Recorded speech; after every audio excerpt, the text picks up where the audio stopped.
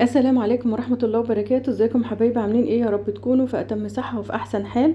هنعمل النهاردة اكلة او حاجة كده لما ما تكونيش عايزة تعملي اكل او مكسلة تعملي اكل بصراحة، او اكلة خفيفة تتاكل باي حاجة في البيت، بمربى، بنوتيلا، بجبن. اكلة بسيطة يعني وخفيفة كده، متوارثة عن امهاتنا واجدادنا. هنعمل كده فطير في الزيت، على الطاسه من فوق. هنشوف دلوقتي كده المقادير. انا معايا كيلو دقيق نخلته كويس، وحطيت عليه معلقتين من السكر ورشه ملح، وبدات انزل عليه بالميه، الميه عادي من الحنفيه. بدات انزل شويه بشويه كده بالميه علشان اوصل للقوام بتاع العجينه دوت. طبعا عجنتها كويس لغايه اما الاقيها كده ما بتلزقش في ايدي التانية اللي انا مش بعجن بيها. كده يبقى عايزه كده العجينه بتاعتي تبقى مظبوطه. هنقطعها على طول. طبعا ما فيش خميره، ما فيهوش خميره، مش هيخمر ولا اي حاجه. وكده كده الجو سخن وحر، مش هنسيبه يستريح ولا اي حاجه. هنقطع العجين على طول. هنقطعه لكرات زي ما انتم شايفين كده. الكرة قد البرتقانية الصغيرة، او ممكن تصغروها او ممكن تكبروها على حسب ما انتم ما تحبوا، على حسب كمان القلاية اللي انتم هتقلوا فيها. انا كورتها كده قد البرتقانية الصغيرة، ولا هي كبيرة قوي ولا صغيرة قوي، اهو بالمنظر ده كده. طبعا ولازم ادهن ايدي بالزيت عشان العجينة ما فيهاش زيت. وممكن كمان وانت بتعجني العجينة نفسها تحطي عليها معلقتين زيت او معلقة سمنة.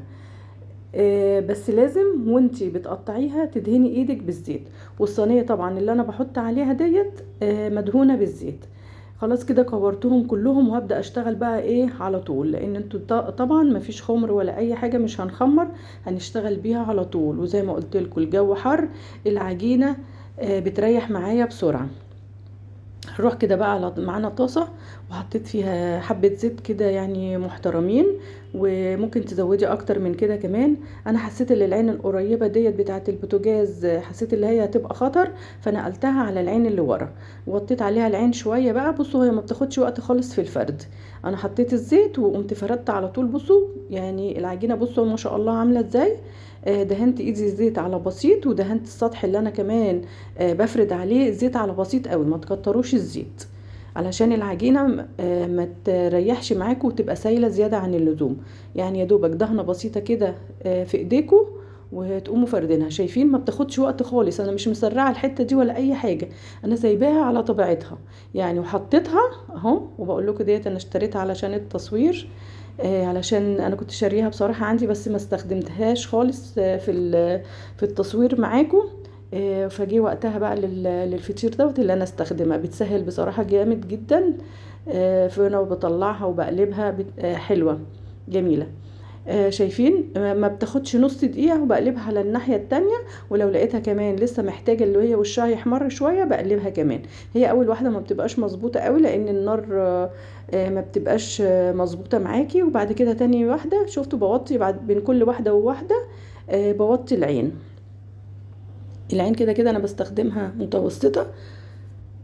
وبعد كده لما بطلع الفطيرة بتاعتي بوطيها على بال مفرد التانية. شايفين الفرد سهل خالص، ما بياخدش اي وقت خالص اهو.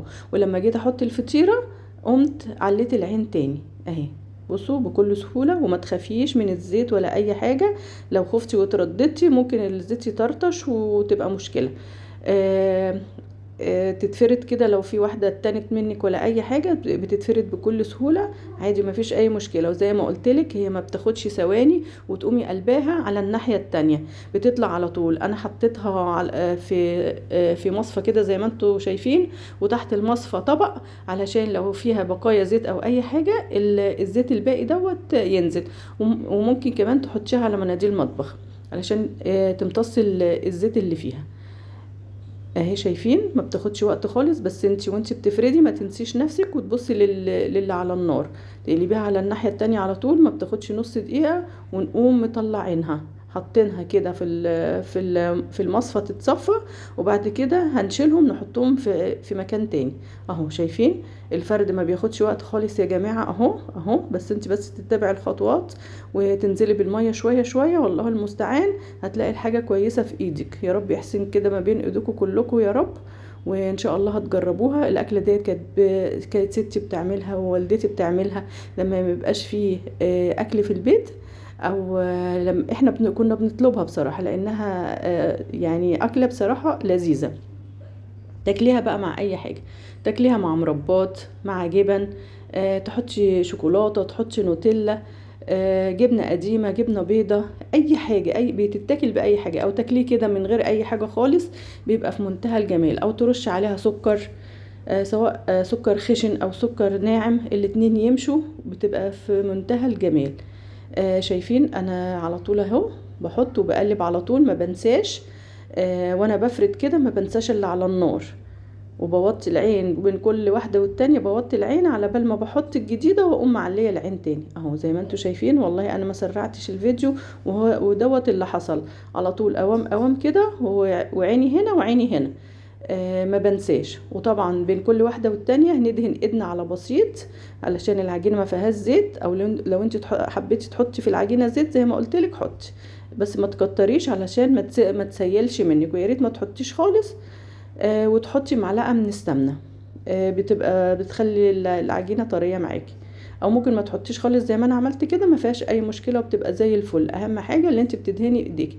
وجبت حاجة بقى كده، حل او اي حاجة بغطا، وبعد ما بتتصفى بنقلهم فيها علشان احافظ على ايه، على طراوتها. اهي شايفين، سهلة خالص خالص خالص اهو. والاولاد بيستنوها، والله انا ولادي كانوا مستنيينها، مش قادرين بقى، وانا لسه ما خلصتش التصوير. شايفين بقى الكيلو عمل لنا حبة كتار قد ايه. انا بوريكم اهوت. انا دي عجوة، اللي في الطبق اللي في النص ده عجوة، ودوت جبنة قديمة وعليها قوطة.